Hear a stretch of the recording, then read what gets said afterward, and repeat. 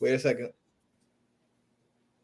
And we're live from the 352 Blitz studio here with Eddie Morales, Justin Butler, Jay Butt, Leo Rodriguez, aka Omar.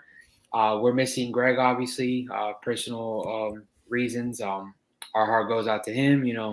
Hey, he's doing good, but he's got to take care of some personal stuff. Yes, But sir. hey, we got a jam-packed episode today, guys.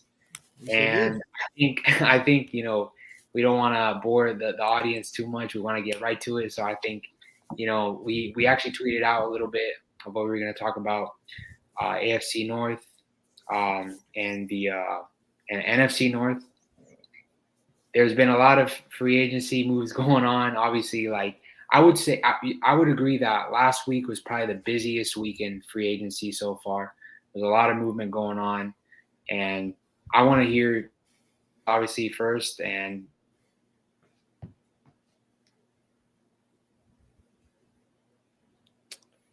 Okay, I think we Okay. Steelers. lost Omar. All right, so Omar, we lost you for a couple seconds there. Can you repeat that one more time? Where did I leave off? So I don't want to say the same thing. You said obviously. Oh, okay. Well, no, I don't want to. I don't want to bore the viewers anymore. But we're gonna get talking about the AFC North and NFC North. Sure. Yeah.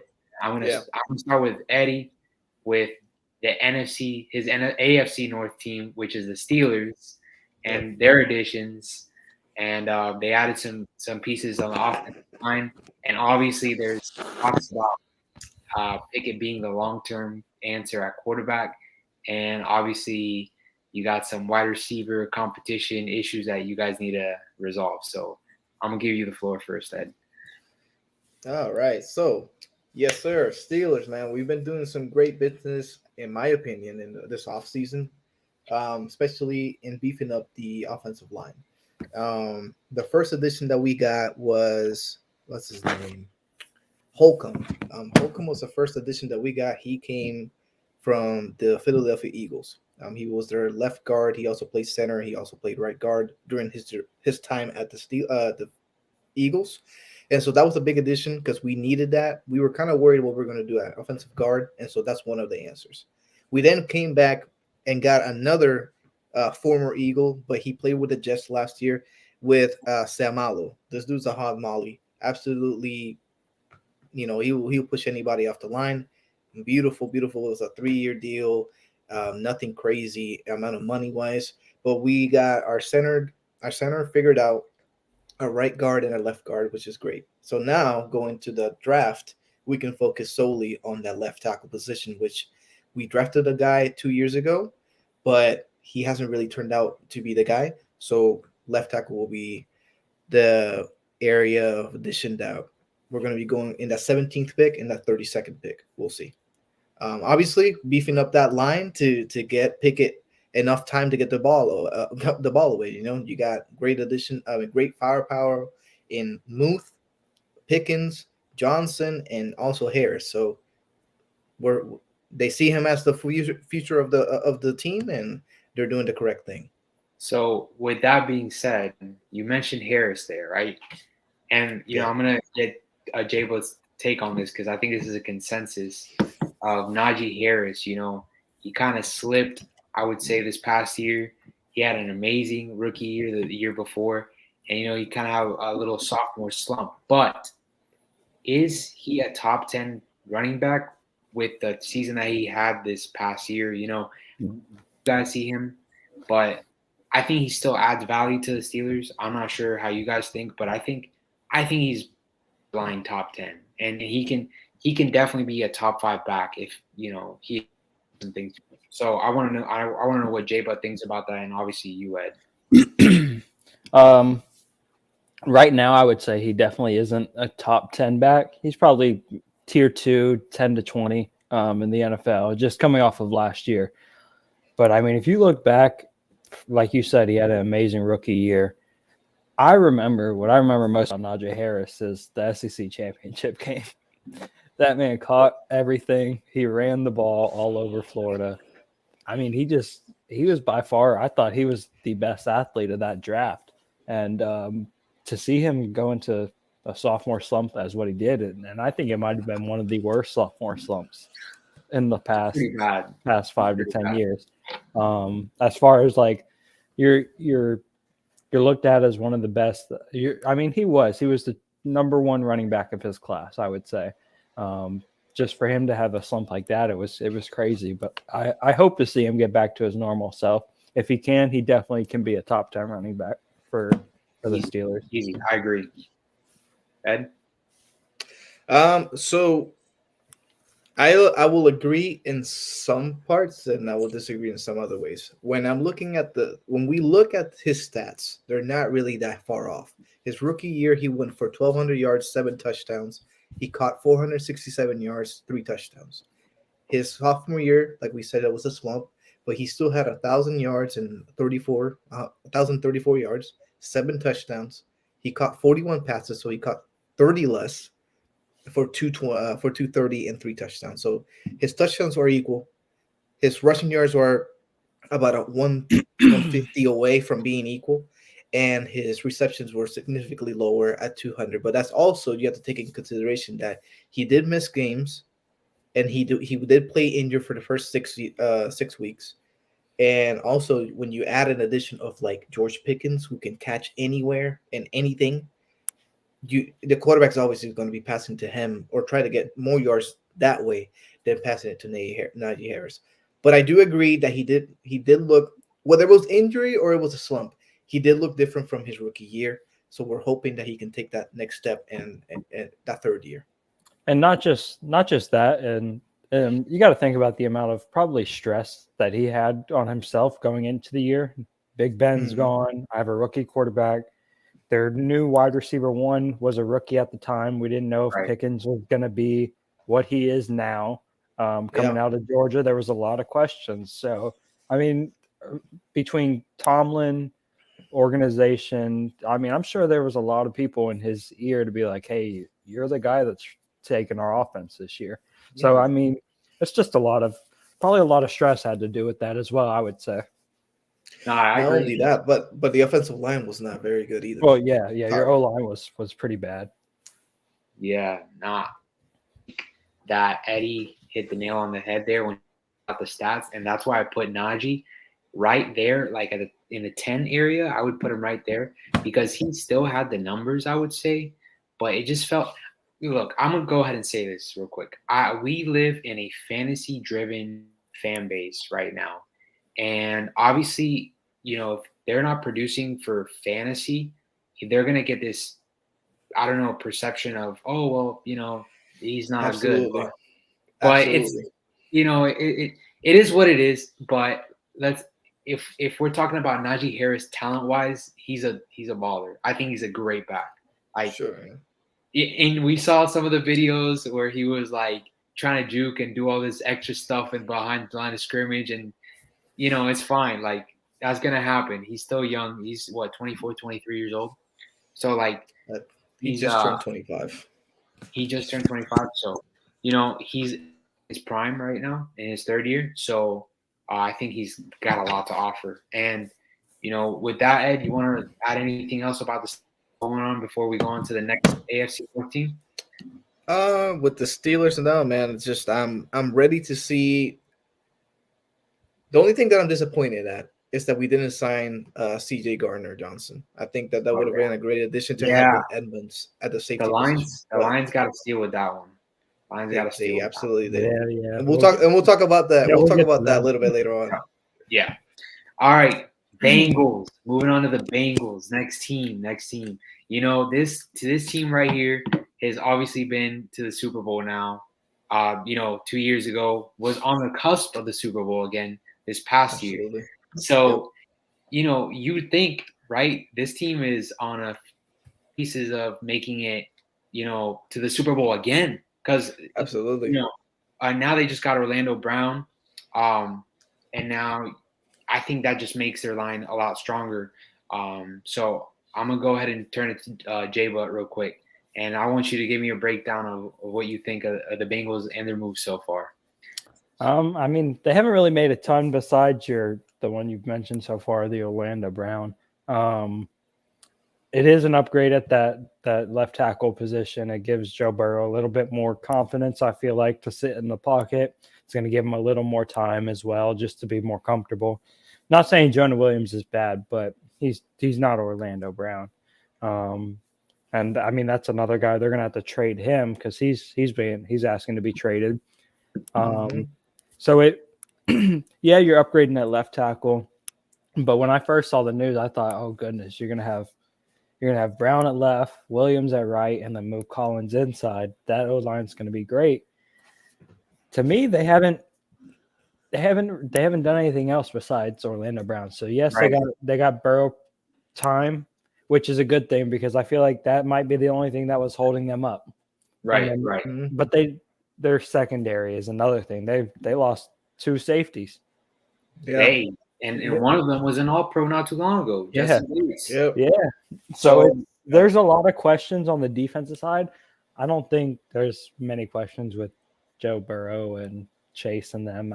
The offense is going to get it done. But I think in the draft is going to be the time we see what their defense is going to do.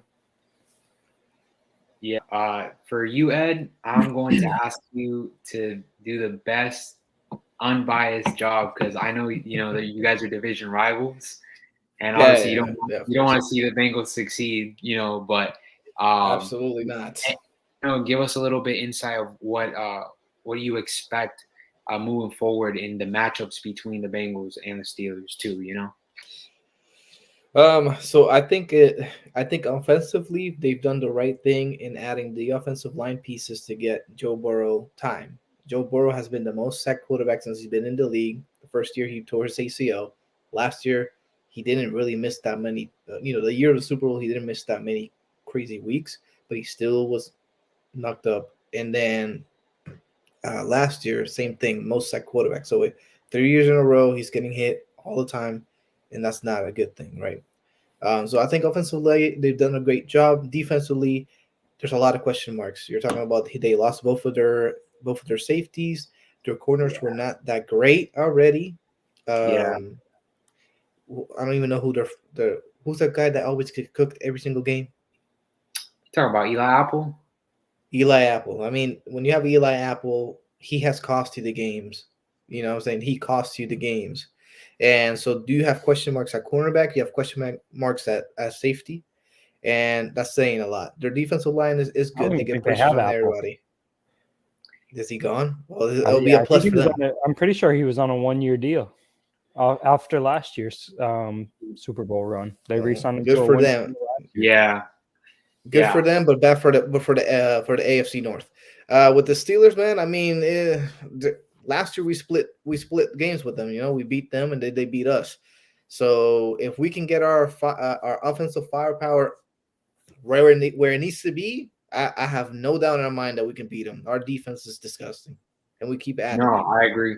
That's one thing with the Steelers. I think the Steelers' biggest question is Kenny Pickett the guy? Yeah, I know. That's the biggest question. Eddie was just talking about how the defense is nasty. I can't remember the last time a Steelers defense was like bottom of the league bad. Yeah. Well, even like the bottom 15. I mean, I think Mike Tomlin has just been this he's done a great job of keeping a great defense going. And let's talk about the Jesse Bates with Atlanta. That caught me by surprise. 4 years with the Atlanta Falcons. That's big time. I was not expecting him. How old is he? 29?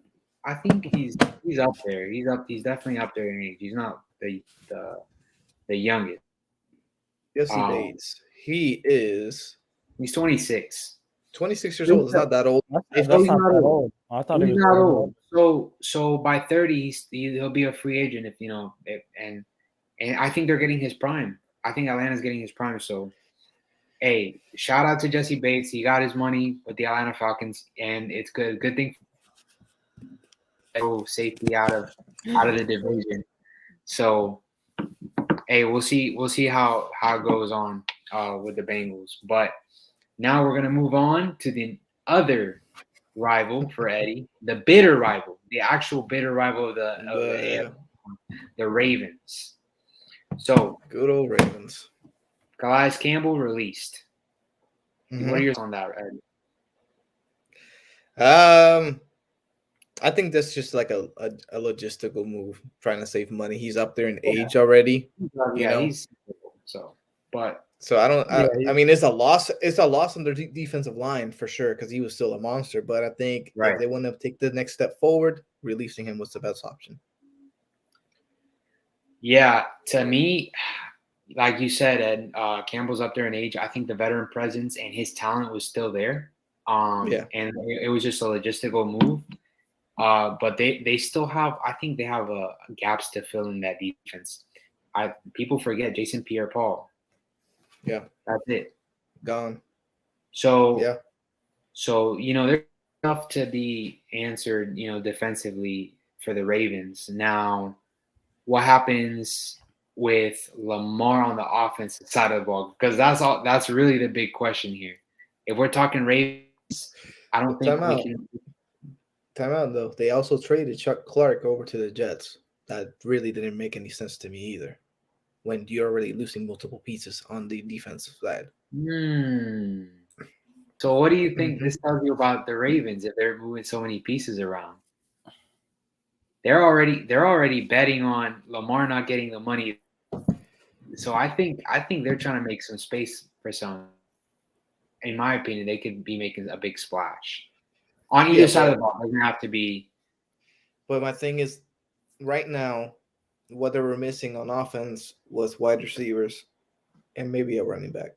But now the defensive. That organization this offseason has really the past 2 years, I would say, but last year and then this year, it's just been like, what are you doing? Last year it was sign a wide receiver. They didn't do any of that.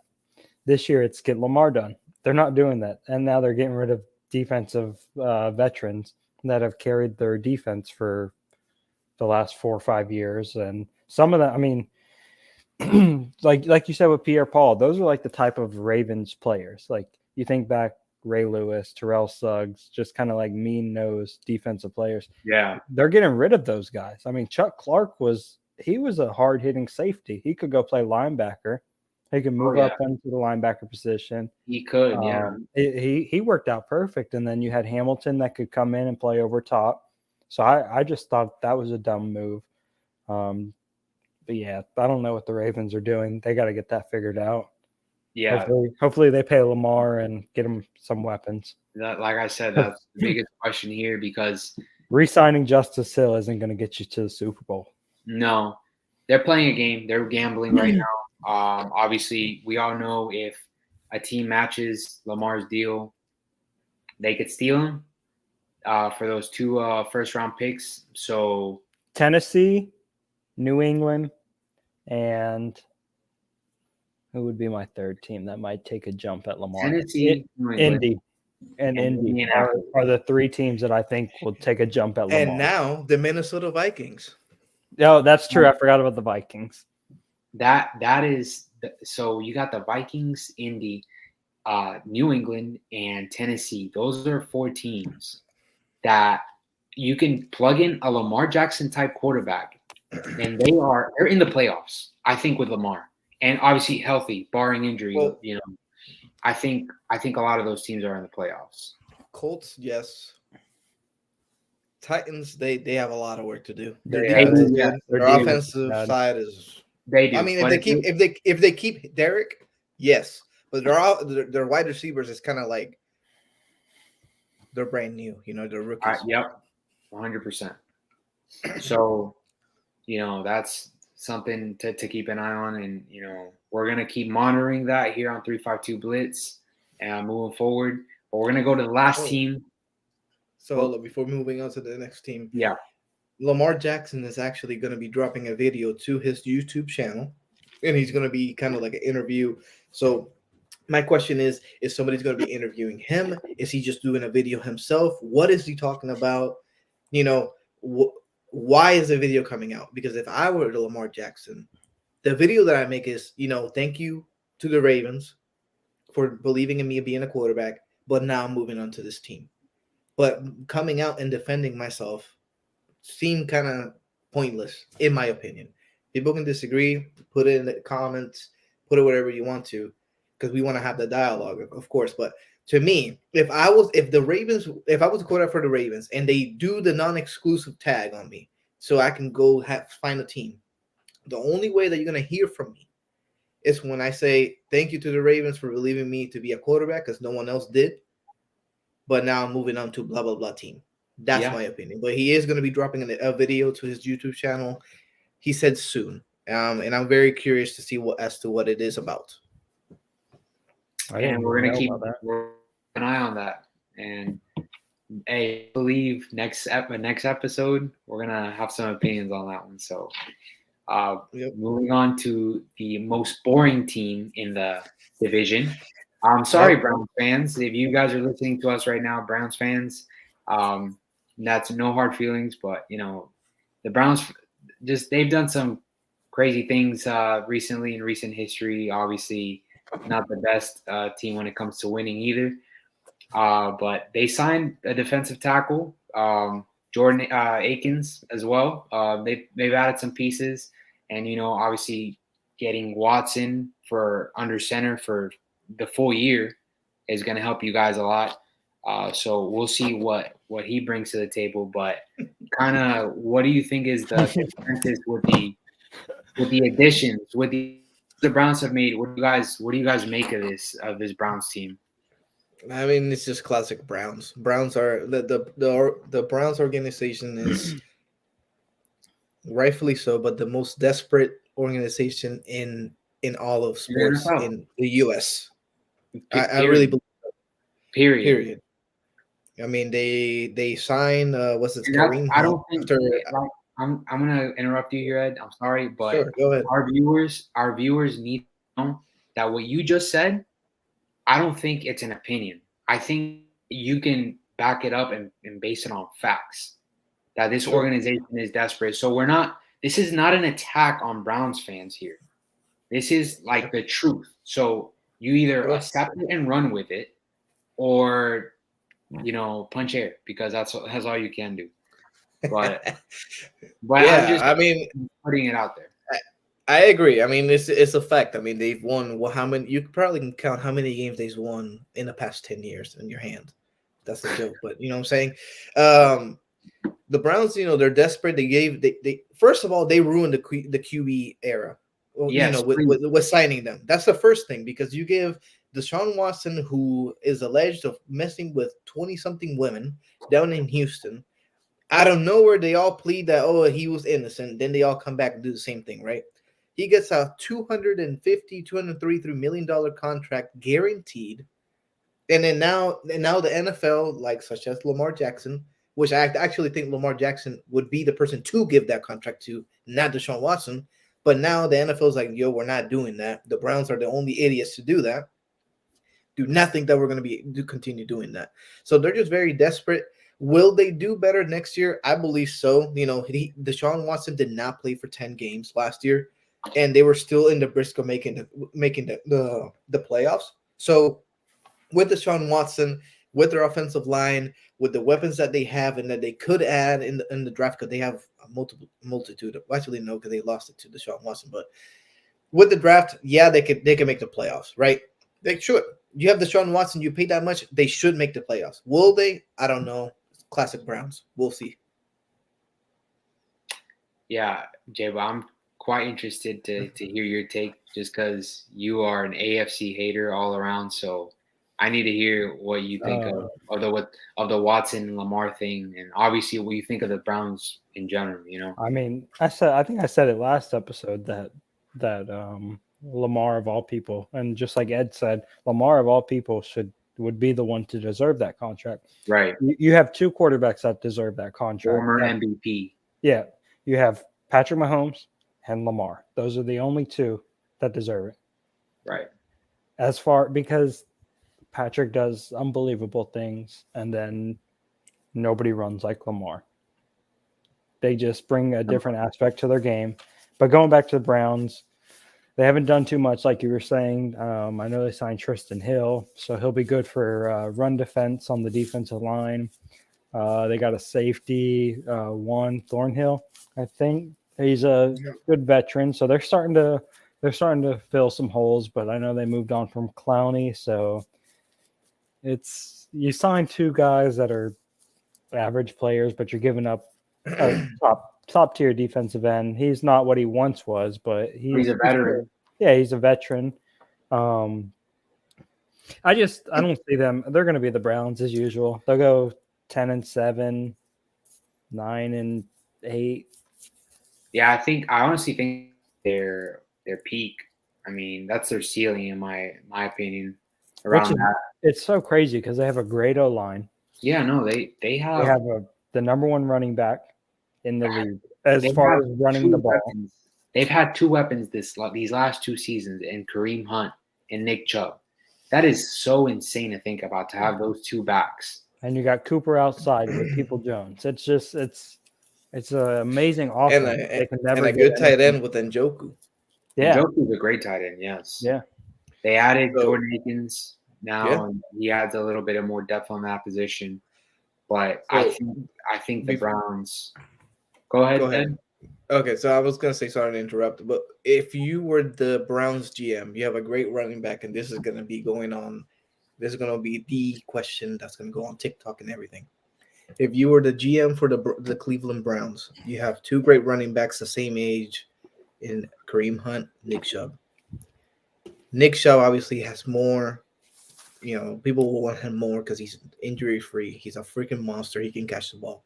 Do you trade Nick Chubb for first round picks so you can beef up your offense or your defense better, or do you keep Nick? Do you keep him? What's your opinion before we move on to the NFC North? I'm trading Nick Chubb because even though don't get me wrong, I don't stand for what Kareem Hunt did at all. I'm not for that. But he's been blackballed ever since he came back from his suspension. He's sitting behind Chubb, but for the past 2 years, this man's been in trade talks with multiple different teams. Nobody trades for him.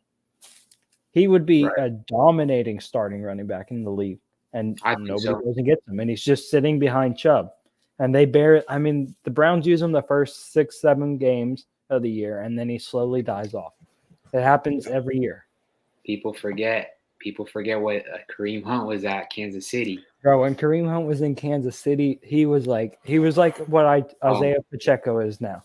Yeah, a little bit better. Just imagine if you would have stayed.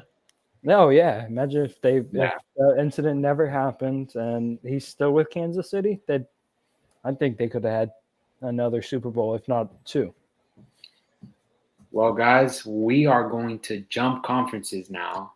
We're going to stay in the North, but we're going to the National Football Conference now. And we're going to go make this jump quick to Minnesota Vikings. Moved on from Thielen.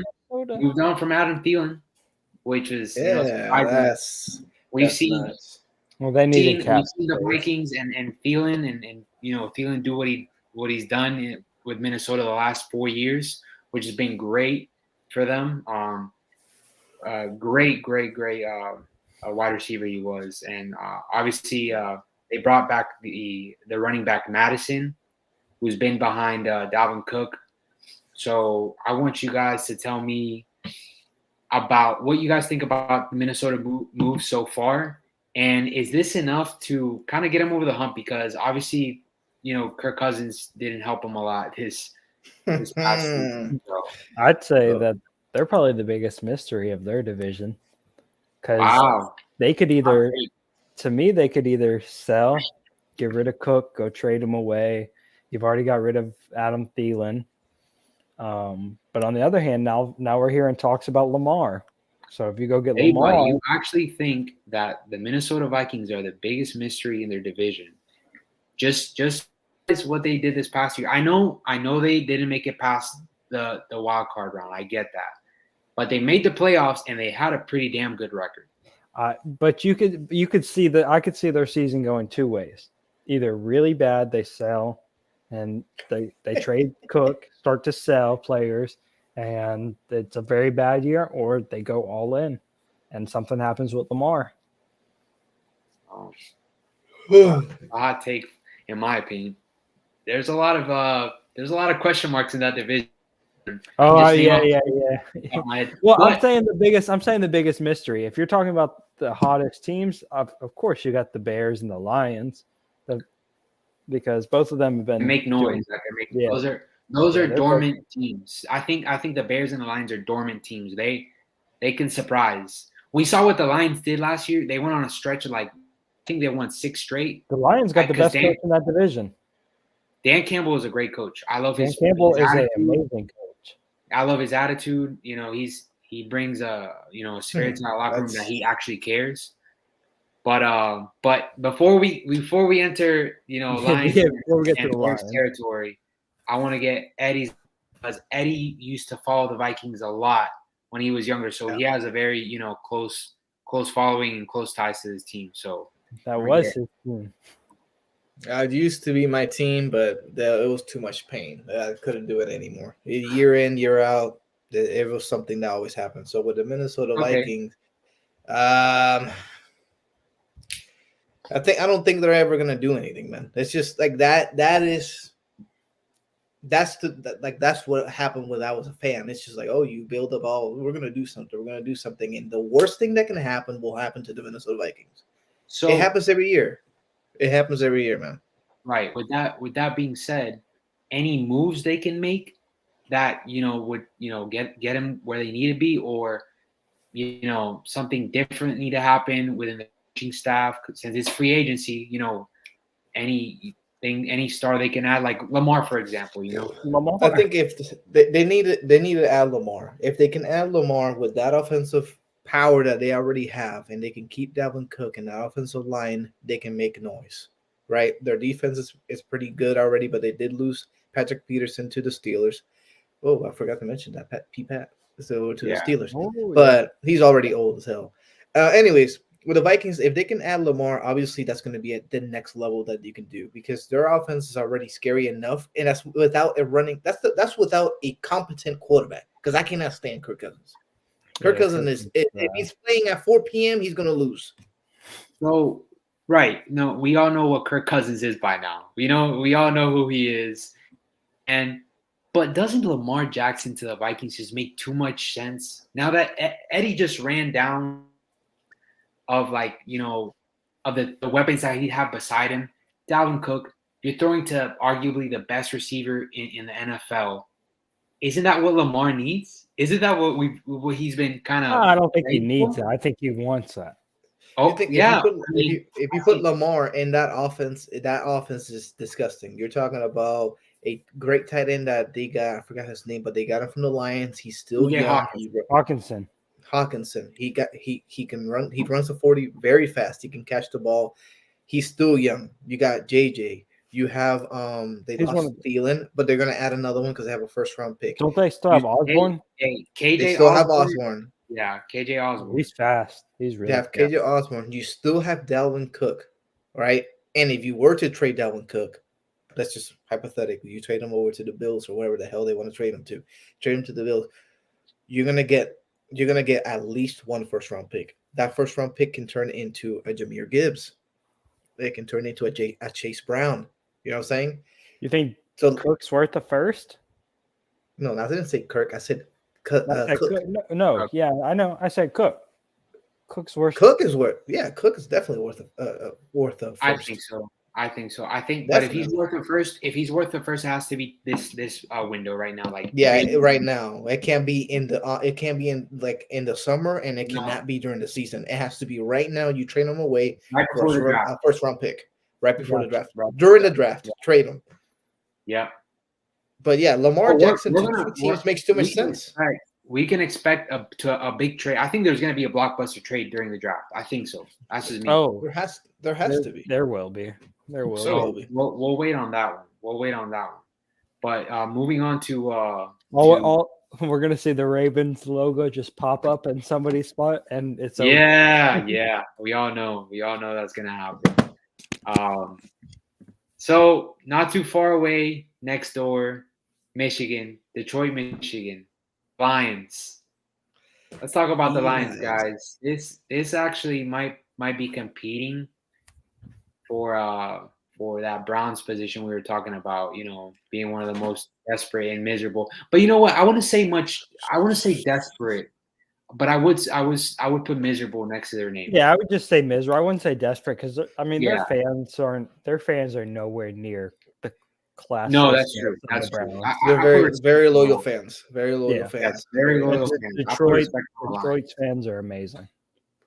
But it's just one of those NFL franchises that's been down for too long, and I think they might be on the cusp. I know, when Matthew Stafford was there and Calvin Johnson, I think they put up a couple seasons where they're like, oh, the Lions could do something, but their defense just kind of let them down every time.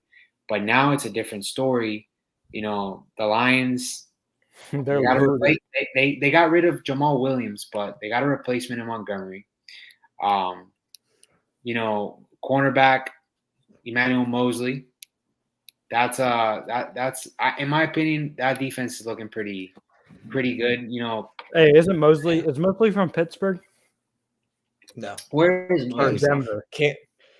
I believe so. Cam Sutton was from Sam Pittsburgh. Sutton was from Pittsburgh. That's what it was. So they got Sutton at cornerback. They got Mosley at quite a cornerback, bit.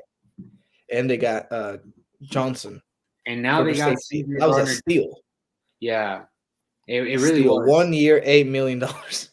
I think they What? signed a Super- pretty good guard too, if I'm not mistaken. Yeah, Chauncey Gardner-Johnson last year was amazing for the Eagles, and I was kind of surprised he didn't get, an All-Pro selection. But the NFL is full of talented. I think they only did that because he got injured.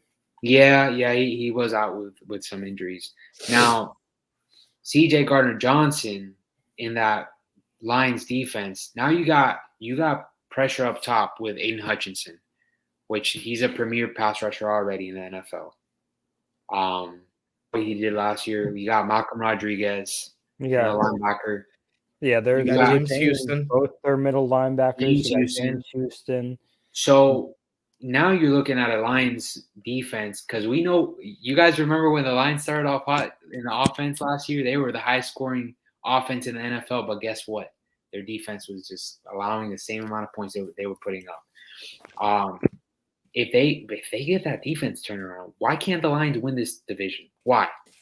I don't. Good. It's right. Look at This this. is their year. This is the Lions' year. Fellas, look at my screen. Well, I mean, look at this screen right now. Just look at the screen right now. And, Wow. you know, I'm saying it right now. I gotta agree with that on that one because if I'm being honest, I was going to say the NFC North. The Lions are probably my NFC team just because Dan Campbell was an assistant tight end with the Dolphins. He became our interim head coach. And I saw our team this is back when the Dolphins were horrible. I think we had just fired Joe Philbin. And this was before we hired Adam Gase. So, yeah, he took over, and I saw a fire in a coach I had never seen before. And we started playing football. Granted, we were 3-13, but we looked competitive in our last 2 games. And I was like, okay, this guy's good. And then when I saw Hard Knocks last year, and I saw how he is with his guys, how he's just a straightforward coach, and you get what you see with him. But at the end of the day, he cares for his players, and it just made me fall in love with the Lions. Yeah, Dan Campbell, like Jay Butt said, Jay Butt couldn't have said any better. You've seen the locker room talks with him, and he's a passionate guy, and I think. Yes, this is a player-driven league. A lot of players will say that. Yes, it's a player and talent-driven league. But if you don't have the right coach to get a, you put a. Yeah, you're gonna have to get some peanut butter on that damn antenna, boy. Cause that your wife plays boo-boo right now. I don't know what you're saying. You probably keep talking, but we're going to continue going on. I think the Lions have a very, very, very bright future. They also have a lot of picks this coming up draft. They can only get better. You know what I'm saying? They can only get better. Have multiple first? I'm going to remove him a little bit here just because he's stuck like that. and then once he's ready, he can come back in. But anyways, yeah, I don't know if they have multiple first round picks, but I do know they have like a freak ton of them, Yeah. and so they keep adding to that offense. Um, I think the next step for the Lions will be quarterback position, because is Jared Goff really going to be your future quarterback? Yeah, he's still rather young, right? He's still rather young, but is he the quarterback? You know what I'm saying? That's the next thing. They have good running backs, they have great wide receivers. Not only do they have great wide receivers, but um they also have good tight ends. They have a right now on paper their defense is disgusting, right? Their defense Yeah, is their filthy. They defense have is they have two great corners. They have a good safety in Johnson. They have Alex and Saloni, and they have the other middle linebacker. Are you Then talking you about have the two corners in Mosley and Sutton that they signed? mostly in Sutton, and that's not including the two that they already have. I was about to say because they have Okuda, who even though he hasn't been a fourth overall Yeah. pick, he's still a decent corner. He's playing. Yeah. Yeah, He's starting to get it together. yeah. I So I think mean, some the players Lions, they have a bright future, and like I said, this year they will win the NFC North, and we Yep. can move on to the next team. Packers. Hey, that's bold, Ed. That is bold.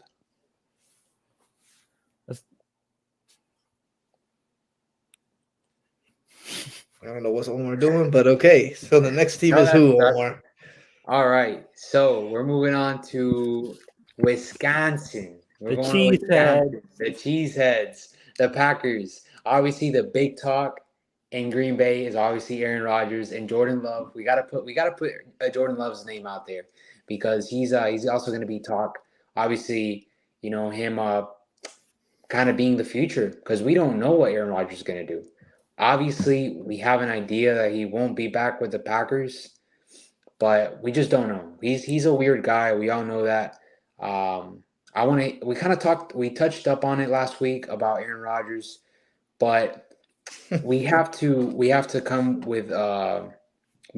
to terms with what it is with Aaron Rodgers for now, and have to see where the Packers are right now with Jordan Love. Who are the Packers, and can they win the division, and with the additions they've made so far? And personally, I'm going to start off here, and I see Eddie waving his fingers no. I agree with Ed. I don't think the Packers I just don't think they have made enough moves so far. Obviously, there's still a lot in the offseason. And obviously the draft, but I don't see the Packers winning this. I don't even see the Packers coming in second in this division. But obviously we could be wrong, and there's a lot to determine that. But yeah, I want Jay Butt's opinion first, and then we go over to Eddie. I'm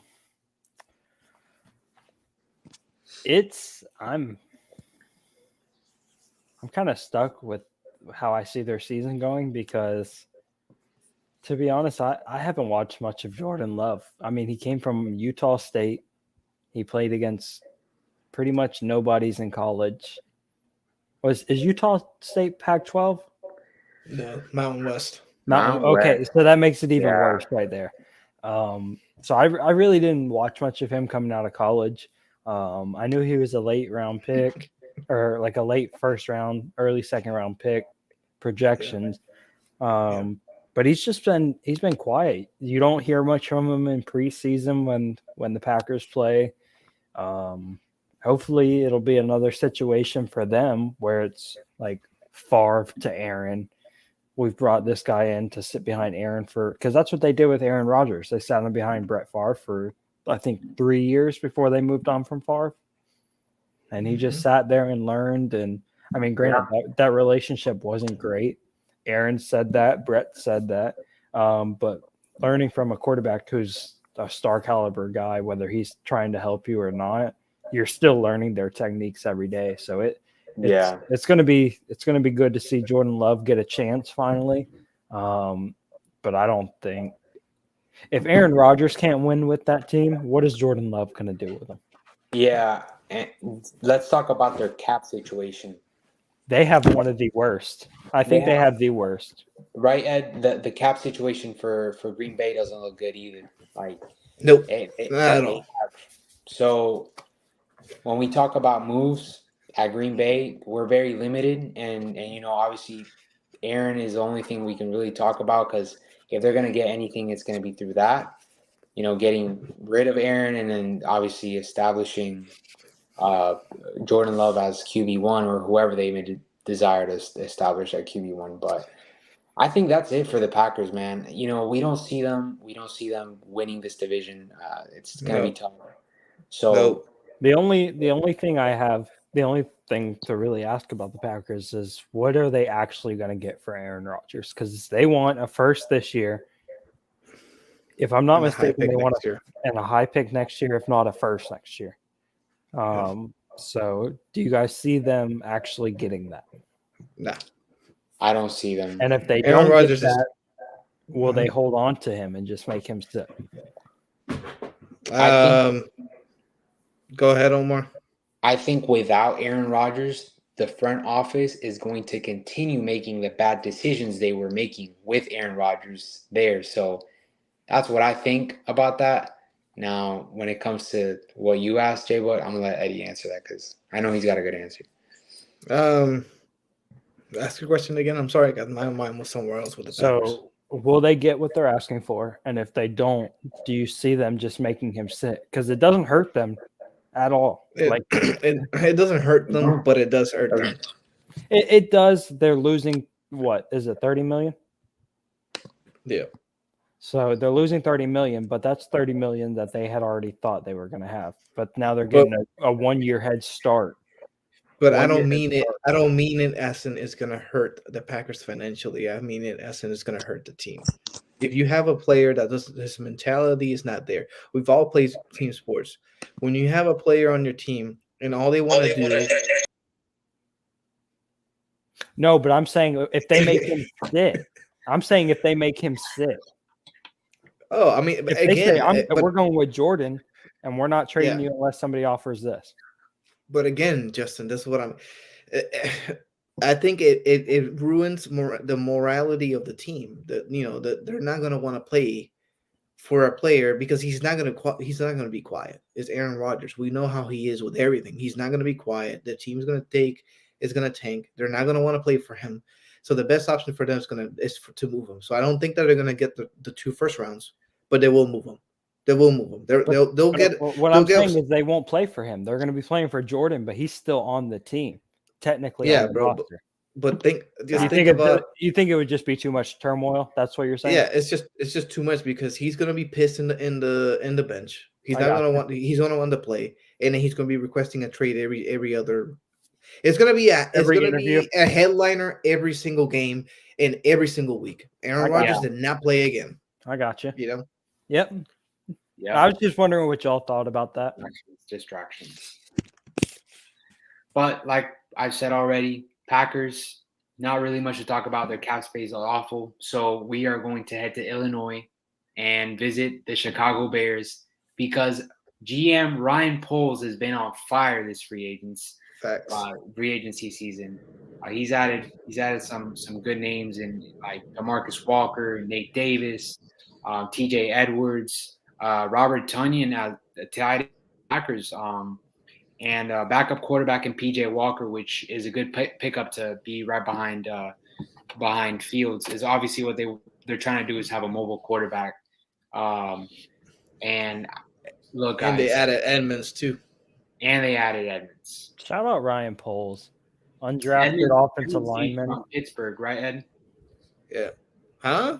Edmonds came from Pittsburgh, correct? No, he came from the Buffalo. Bills. His twin brother. That's his other brother. Right, that's right. Yeah. Yeah, I'm gonna let you take over, Ed, real quick. And address the Bears. I know you're a big fan of Ryan Poles and what he's doing there, and they hired a great GM. So when Ryan Poles, I believe he came from the Cardinals. I may be wrong, but I think he came from the Cardinals. He was a player. He was a player executive, something like that. It wasn't a GM position, but yeah, exactly. I think he came from the Cardinals, and I have seen the pieces that he's been adding and all that. And I remember when I was what was it? I wanted Ryan Poles for something, but I don't think it wasn't the Pittsburgh Steelers because we just added a guy from Philadelphia. I think it was for the Gators. I think we wanted him to be a GM or I mean, the AD here. So I don't really remember. But the thing is that Ryan Poles, I was always high on him, and he has been doing a great job ever since he got the job. He got all the people that he did that didn't want to play for the Bears. He got them out of there last year. This year, he's adding everybody that wants to play for them. He's getting weapons for Justin Fields and beefing up the offensive line. So he's doing a great job, and I think that the Bears have a really bright future. They have a ton, and I mean a ton of picks in the next 2, 3, 4 years. So if they can pick the players correctly and they can get protection to Justin Fields and they can actually allow Justin Fields to develop as a quarterback, I mean, it's the Bears, man. You know what I'm saying? Like anything can happen. They already have a big market. Everybody, they have a huge fan base, and they haven't won anything since the 80s or Yeah, since since the 2000. 80s, 85. 80s, no, yeah, 80s. Yeah. Since They went to the 85, they Super haven't won Bowl anything. in 96. They went to the Yes. Super Bowl with Peyton Manning. But, and speaking of their, historical achievements, the Bears have always been known for their defense, never their offense. Never. Right. They've never been an offensive team. So when Poles goes out and gets DJ Moore, Dante Foreman, PJ Walker to back up Justin Fields, getting these additions, to the offense, it's letting you know he's making a statement. He wants an offense in Chicago, a competent one, because we've seen great offensive players in Chicago, but they don't put up numbers like they're supposed to, Yep. Yeah, no, I totally agree. I mean, Ryan Poles that's a guy that was an undrafted offensive lineman that played in the NFL very little. But then Football mind. great football mind. And I think whoever noticed that and brought him into coaching should get all the credits for this because he has made some amazing moves so far. But he's stupid young. The man. biggest He's only the 37. biggest thing, yeah, the biggest move that I liked was trading down from 1 to get DJ Moore. And not just that is because you're getting all those picks. To me, it's more the fact that DJ Moore is going to add so much to that offense and that wide receiver group because Darnell Mooney is so underrated. With the addition, you have Moore and Mooney. Mooney's going to be in the slot. You're going to have Moore on the outside. And then you're going to have your third guy will be Claypool. Claypool, I know you hate on him, Ed, but I think Claypool could be this could be his year to actually turn up. Because everybody's going to want to be on, everyone's going to go lock up Mooney and Moore. It's going to leave Claypool wide open. And they have Kmet at tight end. That aerial attack is going to be crazy. Yeah, I mean, so more for I want it. No, I don't know. Yeah, he is. I don't know. Omar's doing something over there, but I'll have him over here. Yeah, I mean, with the Bears, they have a great. Don't get me wrong. I wanted Claypool to be good, but Claypool just did not turn out to be the player that we wanted him to be at the Steelers. And I think that we finessed the Bears in that area. I think their GM got fired because of that trade. Well, no, it was last year. We traded him last year, and Ryan Poles was already their GM. Oh, was he? I thought this was his first year. It is his first year was last year, and this past season was his first year. But we got the 32nd pick from the Bears. You know what I'm saying? Yeah, so that's crazy. Other than that, Claypool, I want him to be good, do whatever he needs to be. But yeah, you're right. If they can lock up Moore, they can lock up a Mooney. That leaves Claypool and Kmet wide open to catch anything that's thrown to him. And not only that, but you also have a great running back right there to catch anything and do whatever they want to do. Yeah, they have. Foreman's not a bad pass catcher, but Herbert is going to be the one that I think he's the one. More passes out of the backfield. Yes. So I'm gonna say this. Because the Wi-Fi went out. Okay, good. So I'm gonna say this for right now. I think that they come in. I think they'll be better this year, but I think that the Vikings still end up being better than them. So I think the Lions will be first, Vikings, Bears, and then the Packers. I think Packers come in last. I got Lions. I just don't see the Vikings taking that much of a step backwards last year when they already won 13-3. Yeah. Lions, Vikings, Packers, Bears. Okay. Wow, the Bears in last. Well, You I know, think it's going to be a very competitive. yeah, it's gonna be a conference. tight division. I think it's going to be first and fourth place are going to be within 3 games, 2-3 games. Yeah, man, I gotta go with the Vikings in first. I'm gonna regret saying this, but yes, I do think the Vikings win the division. I don't know who comes in second. It's gonna be between the Lions and the Bears for me. I think the Packers are gonna take a huge step back this season, so I'm gonna have them in last place. But I mean, hey, that was a good rundown, guys. That was a really good rundown of both of the AFC and NFC North.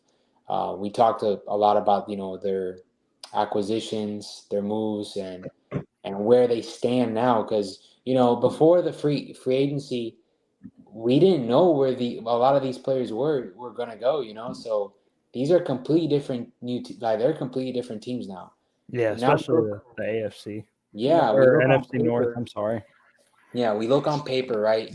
And we take a look at the teams, and now we're a little bit more confident. But we all know that what we see on paper doesn't always translate on to what we see on the field. Yeah. Facts. But it's a little it gives you a little bit of more of like, okay, I can see the vision of the team, I can see what Ryan Poles is trying to do. I can see what the Steelers are trying to do, and vice versa with the Bengals. But yeah, that was a really good rundown, guys. I think we're gonna go ahead and finish off this episode with some college football. Let's touch up on some college football, just because spring practice, first day of spring practice for a lot of the schools across the United States. Obviously, I was a media coverage guy at UCF today for their first spring practice in Big 12.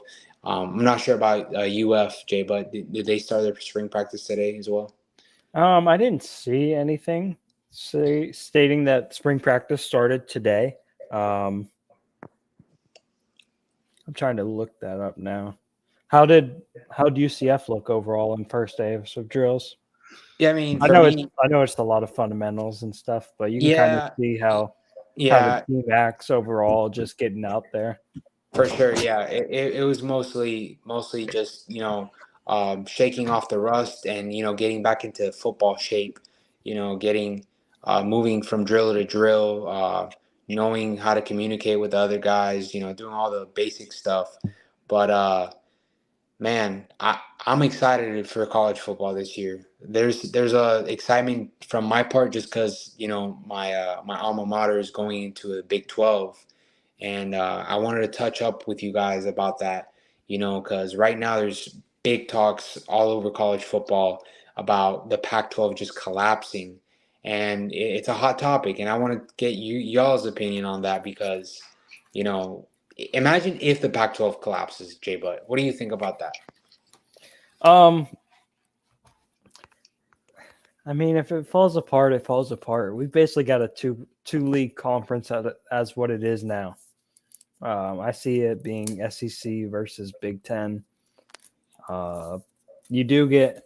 I want to give credit to Ohio State. They always make it in there pretty much every year. I'm sorry. Big 12. Big 12, right? Yeah, the Big 12, and then from the is it the Big 10 with Ohio State? Oh, yeah, Big 10 is Ohio State, Michigan. Yeah. I mean, the only 2 teams that are ever good from there is Ohio State and Michigan. You get every 10 years, you'll get a run from a Northwestern, Penn State. What is the other school? Yeah, Wisconsin. Nebraska's fallen off, but I think Nebraska might be a sleeper this year with Matt Rule taking over. Yeah. So I don't see a big difference with the Pac-12 falling apart. I just see those teams starting to slide into the Big 12 slowly and over into the Big 10. So I'm gonna be really quick about this because I've said this multiple times before to you guys on the group chat, of course. Um, what I was gonna say. So the Pac-12, I mean, they've been non-existent for the past 15, 20 years.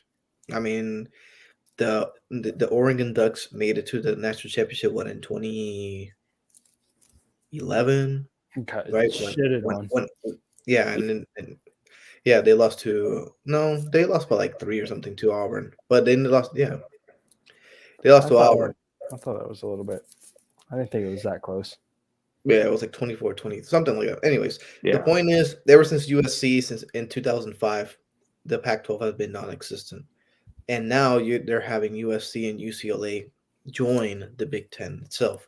So the Pac-12 is not going to be non-existent already unless they add teams like Boise State, BYU, which I've been saying this for the past 10 years. If the Pac-12 wants to make the next step and not lose all their, all the power that they have, they need to add those teams because Boise State is always a program that competes in the Mountain West, and they come to the Southeast and they beat people's ass. You know what I'm saying? So and BYU has always had a very strong program. The problem with the Pac-12 is also that people don't stay up till 2 a.m. to finish a game. The games are too late for the East. And out West, they don't really care about football like that. If they do care about football, it's going to be the NFL. NFL Yeah. is that's where they get their money out West. Down in the South and in the East Coast, all everything is college football. But NFL is also valuable, but the college football is the main thing.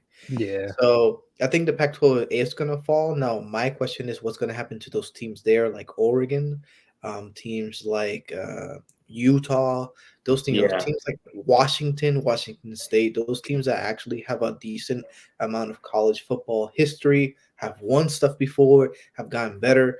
Those teams are the ones I worry about. Where are they going to go? But other than that, who else is in that conference?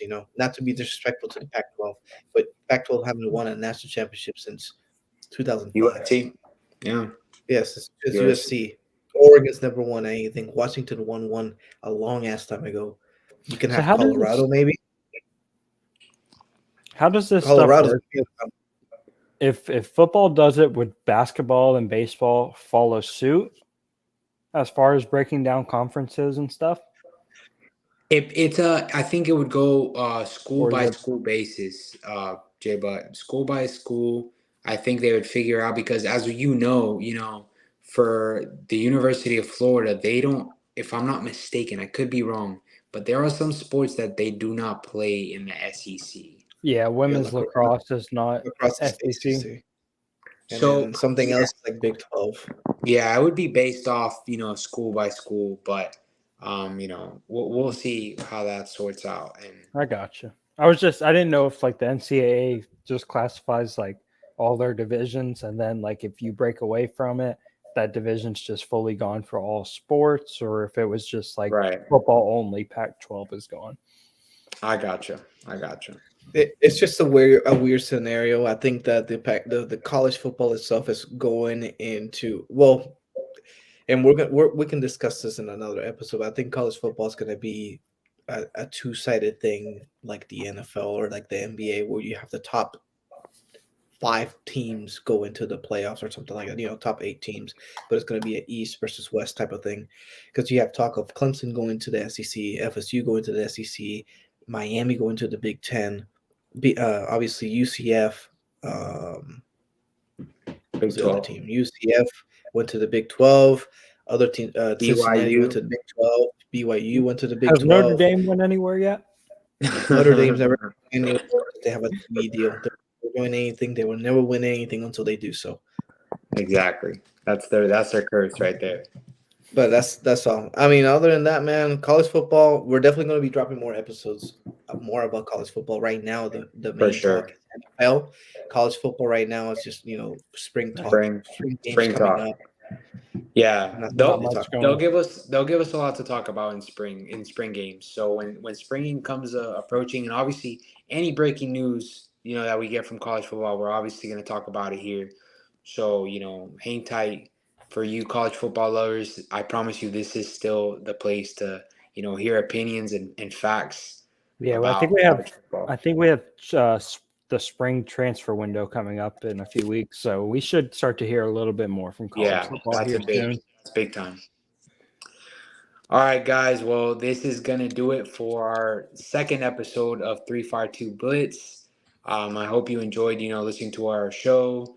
And for episode 3 next Monday, the time, 8:30. We'll be live again. But for now, Eddie Morales, Jay Butt, Leo Rodriguez signing off. Peace. Take it easy. Peace out. Take it.